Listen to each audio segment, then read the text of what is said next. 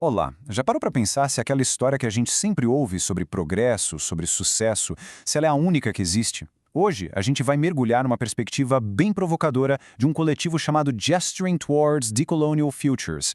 E olha, eles convidam a gente a questionar, bem, praticamente tudo que a gente acha que sabe sobre o mundo moderno.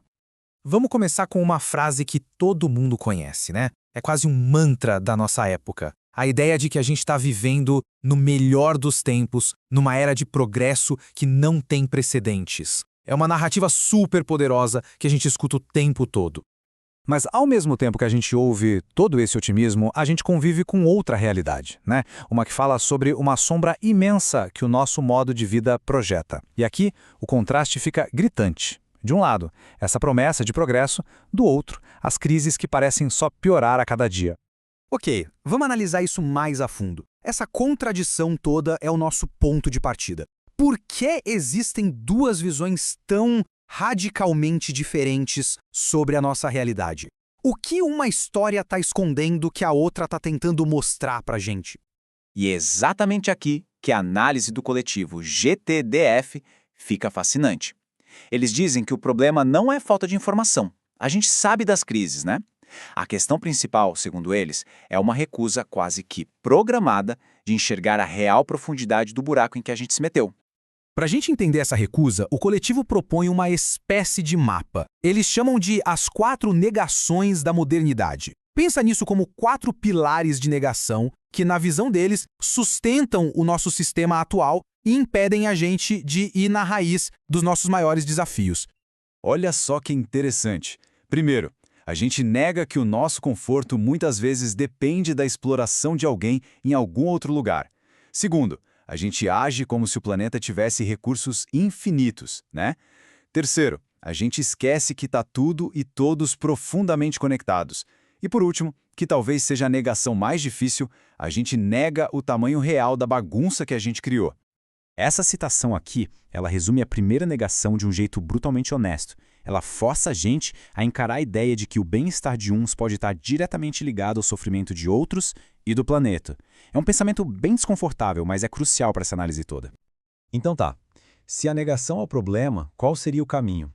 O coletivo GTDF propõe uma mudança de perspectiva que é, assim, radical. A gente precisa abandonar essa busca por pureza, por inocência, e em vez disso começar a agir a partir da nossa cumplicidade. E o que eles querem dizer com pureza, sabe? É aquela ideia de que a gente pode se isentar, de que dá para achar uma posição limpa, sem envolvimento, para poder criticar e agir. É acreditar que problemas como poluição ou trabalho escravo estão lá longe e não tem nada a ver com o celular no nosso bolso ou a camiseta que a gente veste. Esse slide aqui mostra o contraste de um jeito brilhante. De um lado, o mito da pureza, que deixa a gente negar nossa conexão com o problema. Do outro, a realidade da cumplicidade, que obriga a gente a reconhecer que sim, estamos todos implicados. Claro que de formas diferentes e com responsabilidades bem desiguais. Essa citação da Alex Shotwell torna a ideia de cumplicidade super concreta. Ela lembra a gente que nossas escolhas do dia a dia, por mais simples que pareçam, nos conectam a sistemas globais de exploração e de dano. Não tem muito para onde correr. Aceitar essa cumplicidade muda simplesmente tudo, especialmente o jeito como a gente pensa sobre aprender, sobre educação. Se não tem mais resposta fácil nem posição pura, o que vira a educação então? E essa é a grande pergunta que o coletivo joga pra gente. Se não tem solução de micro-ondas e se estamos todos de algum jeito envolvidos nos problemas, como é que a gente aprende a agir de um jeito mais responsável? Para responder isso, eles usam uma metáfora que é fantástica: o acordo da semente de brócolis. Eles dizem que a maioria de nós busca uma aprendizagem que é tipo doce, fácil, gostosinha e que só confirma o que a gente já pensa. Mas o que eles oferecem são sementes de brócolis, algo que dá trabalho, exige paciência, pode ser desconfortável, mas que tem o potencial de gerar um entendimento muito mais profundo lá na frente. Então, o ponto central é este. O coletivo não oferece um plano de 10 passos ou uma solução pronta. Em vez disso, eles propõem um conjunto de práticas para a gente aparecer de forma diferente no mundo. A primeira prática é o que eles chamam de cuidar paliativamente dos mundos que estão morrendo. Pensa nisso como acompanhar o fim de sistemas e hábitos que já não funcionam mais, tanto dentro da gente quanto na sociedade. É sobre aprender com esses finais, em vez de tentar desesperadamente consertar o que já quebrou. A segunda prática é a de compostar. O que é isso?